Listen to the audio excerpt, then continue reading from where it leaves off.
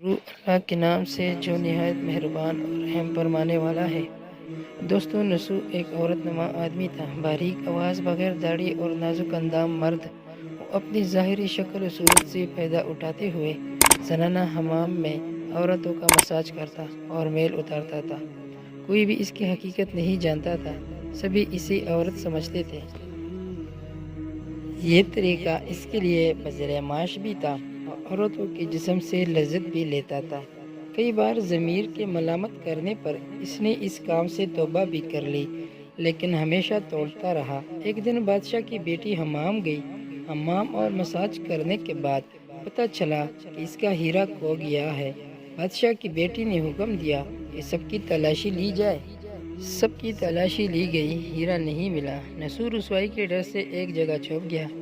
جب اس نے دیکھا کہ شہزادی کی کنیزیں اسے ڈھونڈ رہی ہے تو سچے دل سے خدا کو پکارا اور خدا کی بارگاہ میں دل سے توبہ کی اور وعدہ کیا کہ آئندہ کبھی بھی یہ کام نہیں کروں گا۔ اے مولا، میری راج رکھ لے۔ دعا مانگ رہا تھا کہ اچانک باہر سے آواز سنائی دی کہ نسو کو چھوڑ دو، ہیرا مل گیا ہے۔ نسو نم آنکھوں سے شہزادی سے رخصت لے کر گھر آ گیا۔ نسو نے قدرت کا کرشمہ دیکھ لیا تھا اور ہمیشہ ہمیشہ کے لیے اس کام سے توبہ کر لی۔ کئی دنوں سے حمام نہ جانے پر ایک دن شہزادی نے بلاوا بھیجا کہ حمام آ کر میرا مساج کر لے، لیکن نسو نے بہانہ بنایا کہ میرے ہاتھ میں درد ہے، میں مساج نہیں کر سکتا۔ اس نے دیکھا کہ اس شہر میں رہنا اس کے لیے مناسب نہیں ہے۔ سبھی عورتیں اس کو چاہتی ہیں اور اس کے ہاتھ سے مساج لینا پسند کرتی ہیں۔ جتنا بھی غلط طریقے سے مال کمایا تھا سب غریبوں میں بانٹ دیا اور شہر سے نکل کر کئی میل دور ایک پہاڑی پر ڈیرا ڈال دیا۔ اللہ تعالیٰ کی عبادت میں مشغول ہو گیا۔ ایک دن اس کی نظر ایک بھینس پر پڑی جو اس کے قریب گھاس چرا رہی تھی۔ اس نے سوچا کہ یہ کسی چرواہے سے بھاگ کر یہاں آ گئی ہے، جب تک اس کا مالک نہ آ جائے تب تک میں اس کی دیکھ بھال کر لیتا ہوں۔ لہٰذا اس کی دیکھ بھال کرنے لگا۔ کچھ دن بعد ایک تجارتی قافلہ راستہ بھول کر ادھر آ گیا جو سارے پیاس کی شدت سے نڈال تھے۔ انہوں نے نسو سے پانی مانگا۔ نسو نے سب کو بھینس کا دودھ پلایا اور سب کو سیراب کر دیا۔ قافلے والوں نے نسو سے شہر جانے کا راستہ پوچھا۔ نسو نے ان کو آسان اور نزدیک راستہ دکھایا۔ نسو کے اخلاق سے متاثر ہو کر تاجروں نے جاتے ہوئے اسے بہت سارا سامان بطور تحفہ دے دیا۔ نسو نے ان پیسوں سے وہاں کنواں کھودوایا۔ آہستہ آہستہ وہاں لوگ بسنے لگے اور عمارتیں بننے لگی۔ وہاں کے لوگ نسو کو بڑی عزت اور احترام کی نگاہ سے دیکھتے تھے۔ رفتہ رفتہ نسو کی نیکی کے چرچے بادشاہ تک پہنچ گئے۔ بادشاہ کے دل میں نسو سے ملنے کا اشتیاق پیدا ہوا۔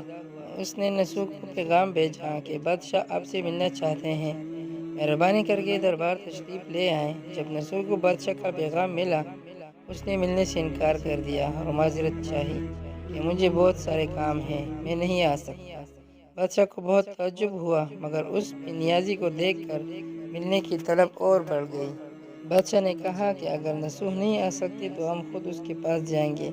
جب بادشاہ نسو کے علاقے میں داخل ہوا، خدا کی طرف سے ملک الموت کو حکم ہوا کہ بادشاہ کی روح کو قبض کر لیا جائے۔ چونکہ بادشاہ بطور عقیدت مند نسو کو ملنے آ رہا تھا اور رعایا بھی ان نسو کی خوبیوں کی گویدہ تھی، اس سے نسو کو بادشاہ کی تخت پر بٹھا دیا گیا۔ نسو نے اپنے ملک میں عدل و انصاف کا نظام قائم کیا۔ وہی شہزادی جسے عورت کا بھیس بدل کر ہاتھ لگاتے ہوئے بھی ڈرتا تھا، اس شہزادی نے نسو سے شادی کر لی۔ ایک دن نسو دربار میں بیٹھا لوگوں کی دادرسی کر رہا تھا کہ ایک شخص وارد ہوا اور کہنے لگے کہ کچھ سال پہلے میری بھینس گم ہو گئی تھی، وہ ڈھونڈا مگر نہیں ملی، برائے مہربانی میری مدد فرمائے۔ نسو نے کہا کہ تمہاری بھینس میرے پاس ہے اور آج جو کچھ میرے پاس ہے وہ تمہاری بھینس کی وجہ سے ہے۔ نسو نے حکم دیا اس کے سارے مال اور دولت کا آدھا حصہ بھینس کے مالک کو دے دیا جائے۔ وہ شخص خدا کے حکم سے کہنے لگا، اے نسو، جان لو نہ میں انسان ہوں اور نہ میں ہی وہی جانور کا مالک بھینس کا مالک ہوں، بلکہ ہم دو فرشتے ہیں، تمہارے امتحان کے لیے آئے تھے۔ یہ سارا مال اور دولت تمہارے سچے دل سے توبہ کرنے کا نتیجہ ہے، یہ سب کچھ تمہیں مبارک ہو۔ وہ دونوں فرشتے نظروں سے غائب ہو گئے۔ اسی وجہ سے سچے دل سے توبہ کرنے کو توبہ نصوح کہتے ہیں۔ تاریخ کی کتب میں نوح کو بنی اسرائیل کے ایک بڑے شخص عابد کی حیثیت سے لکھا گیا ہے۔ کتاب مثنوی معنوی دفتر پنجم انور المجالس صفحہ نمبر 432۔ سبق: نوح رزق کمانے کے لیے اللہ کا ناپسندیدہ کام کرتا تھا۔